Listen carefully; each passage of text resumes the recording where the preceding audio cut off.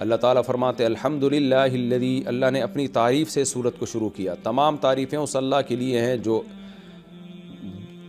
جو مالک ہے ان تمام چیزوں کا جو آسمانوں میں ہے، وما فی الارض، اور زمین میں، اور آخرت میں بھی قابل تعریف وہی ہوگا، دنیا میں بھی ہے اور آخرت میں بھی. وہو الحکیم، وہ حکمت والا ہے کہ کوئی بھی چیز اس نے بغیر حکمت کے پیدا نہیں کی، کوئی کام بغیر حکمت کے نہیں کیا. الخبیر، اور انسانوں کے اور ہر چیز کے حالات سے باخبر بھی ہے. کیسا باخبر ہے اب اس کی اللہ ڈیٹیل بتا رہے ہیں، کیونکہ میں بار بار کہتا ہوں نا کہ معبود ہونے کے لیے دو چیزوں کا ہونا ضروری ہے، کہ علم بھی کامل ہو، قدرت بھی کامل ہو. تو اللہ نے اس میں اپنی قدرت کا بھی تذکرہ کیا اور علم کا بھی.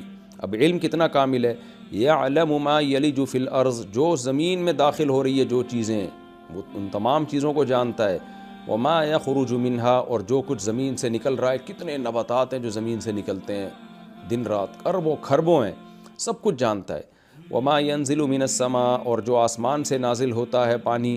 وما یعرج فیہا، پانی بھی اور جو کچھ بھی آسمان سے نازل ہوتا ہے، اور جو کچھ آسمان کی طرف جاتا ہے سب کچھ جانتا ہے. وہو الرحیم، اے اللہ جب تو اتنا کچھ جانتا ہے اور تیری قدرت بھی کامل ہے، تو فوراً پھر تجھے نہ ماننے والوں کو تو عذاب کیوں نہیں دے دیتا؟ اس کا اللہ نے جواب دیا وہ رحم کرنے والا اور مغفرت کرنے والا ہے، تو رحم کی وجہ سے مہلت دیتا ہے اور توبہ کی وجہ سے گناہوں کو معاف کر دیتا ہے. وقال الذین کفروا، اور کافر لوگ یہ کہتے ہیں، کیونکہ اگر آپ قیامت کا انکار کریں گے تو پھر اللہ کی باتوں کو کون مانے گا؟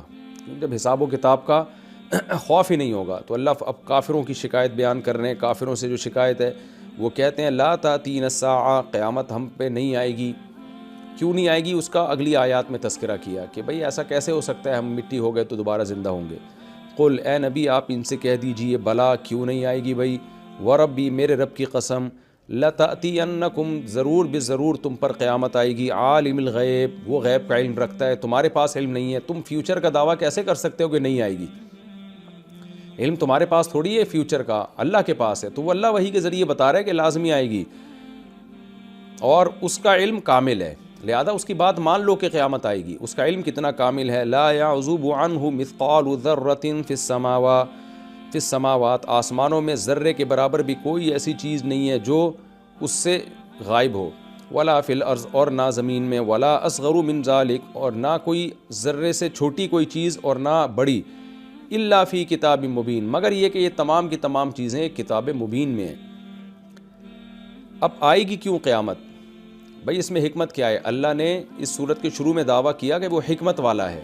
تو اب سوال پیدا ہوتا ہے بھئی کیوں آئے گی، اللہ کو کیا ضرورت ہے؟ اللہ فرماتے ہیں یہ اس لیے اللہ قیامت کو قائم کرے گا کہ اگر قیامت قائم نہ ہو تو اچھوں کو ان کا اچھا بدلہ نہیں ملے گا اور بروں کو سزا نہیں ملے گی.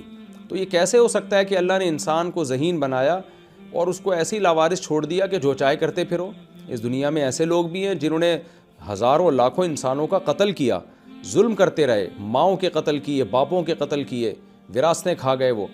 اور ایسے لوگ بھی ہیں جنہوں نے بڑی خدمتیں کی ہیں انسانیت کے لیے اور دنیا کے لیے بہت اچھا پیغام دے کے گئے ہیں. تو اللہ کہتے ہیں اگر قیامت قائم نہ ہو تو اس کا مطلب سب کو مار کے مٹی کر کے ختم کر رہا ہوں، تو یہ کیسے ہو سکتا ہے؟ اس لیے قیامت ضرور آئے گی.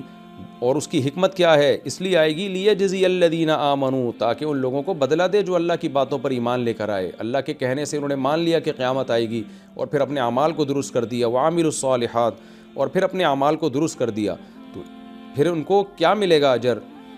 کون سا اجر ہے جو دینے کے لیے قیامت آئے گی؟ وہ اجر یہ ہے اولئک لہم مغفرۃ، کہ ان سے چھوٹی موٹی غلطیاں اگر ہو جائے تو اللہ ان غلطیوں کو معاف کرے گا. تو اس معافی کا اظہار قیامت کے دن ہوگا. ورزق کریم، اور ان کو عمدہ روزی ملے گی ان کے اعمال کے بدلے میں. تو یہ قیامت لائے بغیر ممکن نہیں ہے، کیونکہ دنیا میں یہ سب کچھ نہیں ہوتا. والذین سعوا فی آیاتنا، اور وہ لوگ جو ہماری آیات میں کوشش کر رہے ہیں، معاجزین، ہمیں ہرانے کے لیے، یعنی ہماری آیات کا انکار کر کے اور اس کی غلط تعویلات کر کے اس کو باطل قرار دینے کی کوشش کرتے ہیں.